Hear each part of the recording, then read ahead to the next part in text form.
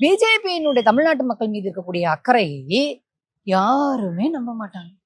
மக்களால் தேர்ந்தெடுக்கப்பட்டவர் உதயநிதி ஸ்டாலின். அதுல அந்த கட்சிக்குள்ளேயே இன்னார வச்சிருக்க அன்னார வச்சிருக்கன்னு நீ கேட்கறதுக்கு உனக்கு யோகிதா இருக்கா?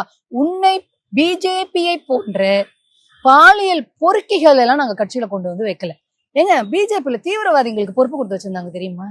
நான் வேணா உங்களுக்கு ப்ரூஃப் அனுப்பிச்சு விடுறேன். இதுல நீங்க இதை கட் பண்ணலாம் பண்ண வேண்டாம், ஏன்னா ப்ரூஃபோடயே இருக்கு, நியூஸ்ல வந்தது. தீவிரவாதிகளுக்கு கட்சியில பொறுப்பு கொடுத்து உட்கார வச்சுட்டு பிரக்யா சிங் தாக்கூர் சொல்றீங்களா? பிரக்ஞா சிங் தாக்கூர் மேல பாம் பிளாஸ்ட் வழக்கு வந்து நிலுவையில இருக்குது.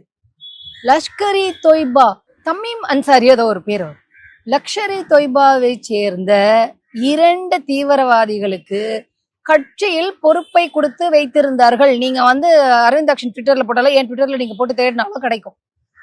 கட்சிக்குள்ள பாலியல் அக்யூஸ்டுங்களுக்கும் தீவிரவாதிகளுக்கும் அண்ணாமலை தமிழ்நாட்டுல வலவீசி வந்து ஒரு கும்பலை எடுத்துட்டு வந்து கட்சியில சேர்த்தாரு.